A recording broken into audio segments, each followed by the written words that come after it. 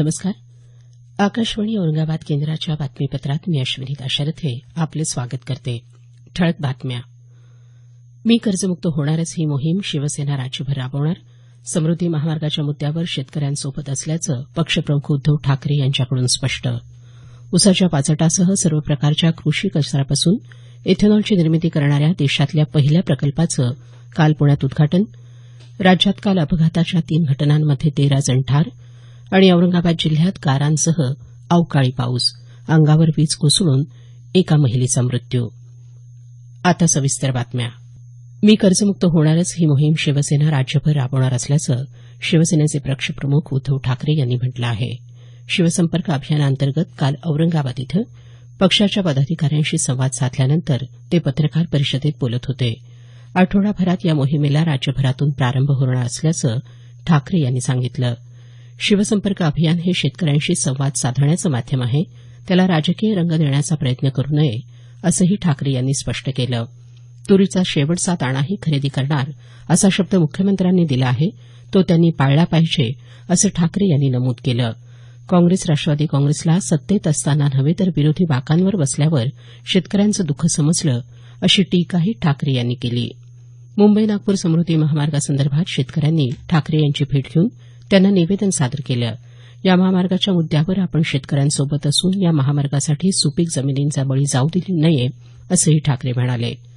दरम्यान शनिवारी मराठवाड्यात सर्वत्र राबवण्यात आलेल्या या शिवसंपर्क अभियानात शिवसेनेचे लोकप्रतिनिधी आणि पदाधिकाऱ्यांनी प्रत्येक तालुक्यात शेतकरी आणि जनतेशी संवाद साधला. या अभियानाचा अहवाल पक्षप्रमुख ठाकरे यांना सादर करण्यात आला. उसाच्या पाचटासह सर्व प्रकारच्या कृषी कचऱ्यापासून इथेनॉलची निर्मिती करणाऱ्या देशातल्या पहिल्या प्रकल्पाचं काल केंद्रीय रस्ते वाहतूक मंत्री नितीन गडकरी यांच्या हस्ते पुणे जिल्ह्यात उद्घाटन झालं. प्राच उद्योग समूहातर्फे पुणे जिल्ह्यात राहू इथं हा प्रकल्प उभारण्यात आला आहे. अशा प्रकल्पामुळे देशात कृषी क्षेत्रात नवी क्रांती घडेल असा विश्वास गडकरी यांनी यावेळी व्यक्त केला. बदलत्या भारताच्या आशा आकांक्षांचं प्रतिबिंब प्रसारमाध्यमांमध्ये उमटेल असं प्रतिपादन केंद्रीय मनुष्यबळ विकास मंत्री प्रकाश जावडेकर यांनी केलं आहे. काल पुण्यात श्रमिक पत्रकार संघाचे संस्थापक अध्यक्ष जस करंदीकर यांच्या स्मृतीप्रित्यर्थ बदलता भारत आणि प्रसारमाध्यमं या विषयावर आयोजित व्याख्यानात ते बोलत होते. केंद्र सरकार विविध क्षेत्रात राबवत असलेल्या योजनांचे सकारात्मक परिणाम दिसून येत आहेत. प्रसारमाध्यमांनी जागल्याची भूमिका पार पाडतानाच या बदलांची नोंदही घेतली पाहिजे असं मतही जावडेकर यांनी व्यक्त केलं. देशभरातल्या 42% रेल्वे मार्गांचं विद्युतीकरण करण्यात आलं असून येत्या 5 वर्षात यामध्ये दुपटीनं वाढ होईल असा विश्वास रेल्वे मंत्री सुरेश प्रभू यांनी व्यक्त केला आहे. ते काल गुवाहाटी इथं एका कार्यक्रमात बोलत होते. रेल्वे विभाग सौर ऊर्जेच्या आधारे विद्युतीकरण करत असल्यानं येत्या 10 वर्षात सुमारे 41,000 कोटी रुपयांची बचत होईल असं प्रभू म्हणाले. राज्याचे पर्यावरण मंत्री रामदास कदम यांच्या मुंबई कार्यालयातल्या एका कर्मचाऱ्याला वाळू ठेकेदाराकडून 10 लाख रुपयांची खंडणी मागितल्याच्या आरोपावरून अटक करण्यात आली आहे. महेश सावंत असं या कर्मचाऱ्याचं नाव असून पर्यावरण मंत्र्यांनी स्वतः या प्रकरणाची खातरजमा करून सावंत याला पोलिसांच्या ताब्यात दिल्याचं याबाबतच्या वृत्तात म्हटलं आहे. राज्यात काल अपघाताच्या 3 घटनांमध्ये 13 जण ठार झाले. गडचिरोली जिल्ह्यात आलापल्ली सिरोंचा मार्गावरील काल सकाळी ट्रक आणि जीपमध्ये अपघात होऊन 6 जण जागीच ठार झाले. मृतांमध्ये 4 महिलांचा समावेश आहे. अपघातात 8 जण जखमी झाले. त्यापैकी 4 जणांची प्रकृती गंभीर असल्याचं याबाबतच्या वृत्तात म्हटलं आहे. मुंबई पुणे द्रुतगती महामार्गावर काल दुपारी झालेल्या अपघातात 5 जण ठार तर 5 जण जखमी झाले.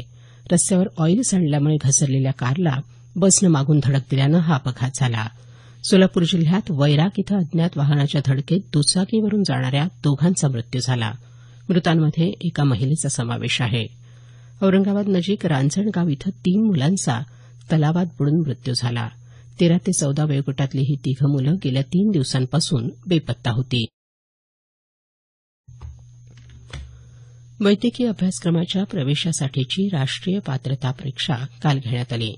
103 शहरातल्या जवळपास 2,000 केंद्रांवर सुमारे 11,38,000 परीक्षार्थींनी ही परीक्षा दिली. वैद्यकीय अभ्यासक्रमाच्या 65,000 तर दंतवैद्यक अभ्यासक्रमाच्या 25,000 जागांसाठी 10 भाषांमधून ही परीक्षा घेण्यात आली. औरंगाबाद तसंच नांदेड इथल्या केंद्रांवर ही परीक्षा सुरळीत पार पडली. या परीक्षेला बाहेरगावाहून आलेल्या परीक्षार्थींसाठी काही पक्ष संघटनांच्या वतीनं निवास तसंच परीक्षा केंद्रांपर्यंत वाहतुकीची व्यवस्था करण्यात आली होती.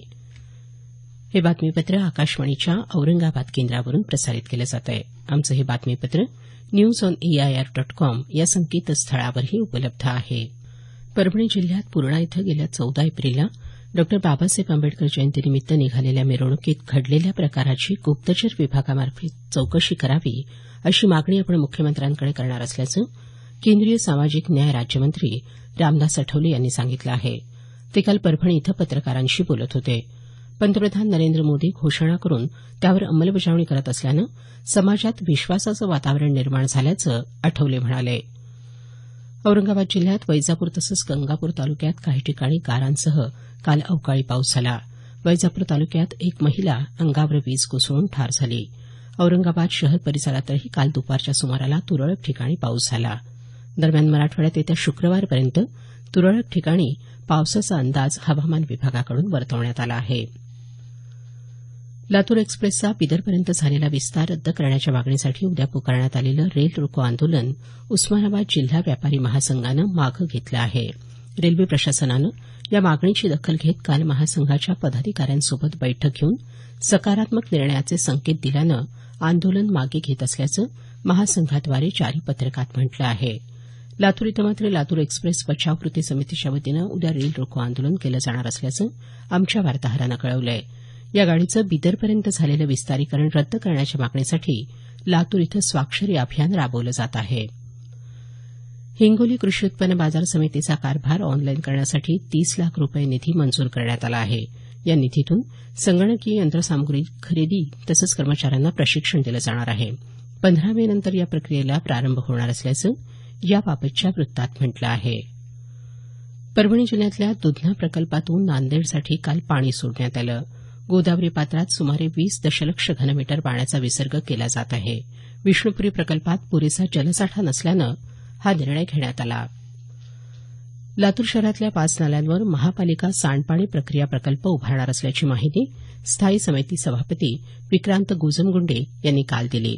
सुमारे 120 कोटी रुपये खर्चून हा प्रकल्प उभा केला जात असून केंद्र सरकार अमृत योजनेअंतर्गत यापैकी 50% निधी उभारणार असून उर्वरित निधीपैकी 25% राज्य सरकार तर 25% निधी लातूर मनपा उभारणार असल्याची माहिती गोजमगुंडे यांनी दिली. शासन आणि प्रशासनात समन्वय ठेवून काम केल्यास ग्रामीण भागाचा विकास निश्चितपणे होतो असं प्रतिपादन नांदेडचे आमदार टी.पी. सावंत यांनी केलं आहे. नांदेड जिल्ह्यातील पातसगाव इथं आसना नदीवर घाटाचं बांधकाम तसंच नांदुसा इथं जलवाहिनी कामाचं उद्घाटन काल सावंत यांच्या हस्ते करण्यात आलं. त्यावेळी ते बोलत होते. नांदेड जिल्ह्याच्या ग्रामीण भागात स्वच्छता मोहीम अधिक प्रभावीपणे राबवण्याची गरज त्यांनी यावेळी व्यक्त केली. मराठवाड्यात महात्मा गांधी राष्ट्रीय ग्रामीण रोजगार हमी योजनेअंतर्गत नेमून दिलेल्या कामांचं 100% उद्दिष्ट साध्य करावं अन्यथा कठोर कारवाईचा इशारा विभागीय आयुक्त डॉ पुरुषोत्तम भापकर यांनी दिला आहे. काल औरंगाबाद इथं औरंगाबाद जिल्ह्यात विविध विभागांच्या आढावा बैठकीत ते बोलत होते. संपूर्ण मराठवाड्यात महात्मा गांधी ग्रामीण रोजगार हमी योजनेअंतर्गत समृद्ध महाराष्ट्र जनकल्याण योजनेचा धडक कार्यक्रम राबवणार असल्याची माहिती त्यांनी यावेळी दिली. शेवटी पुन्हा काही ठळक बातम्या. मी कर्जमुक्त होणारच ही मोहीम शिवसेना राज्यभर राबवणार. ऊसाच्या पाचटासह सर्व प्रकारच्या कृषी कचऱ्यापासून इथेनॉलची निर्मिती करणाऱ्या देशातल्या पहिल्या प्रकल्पाचं काल पुण्यात उद्घाटन. राज्यात काल अपघातांच्या 3 घटनांमध्ये 13 जण ठार आणि औरंगाबाद जिल्ह्यात गारांसह अवकाळी पाऊस अंगावर वीज कोसळून एका महिलेचा मृत्यू. याबरोबरच हे बातमीपत्र संपलं. आमचं यानंतरचं संक्षिप्त मराठी बातमीपत्र सकाळी 10 वाजता.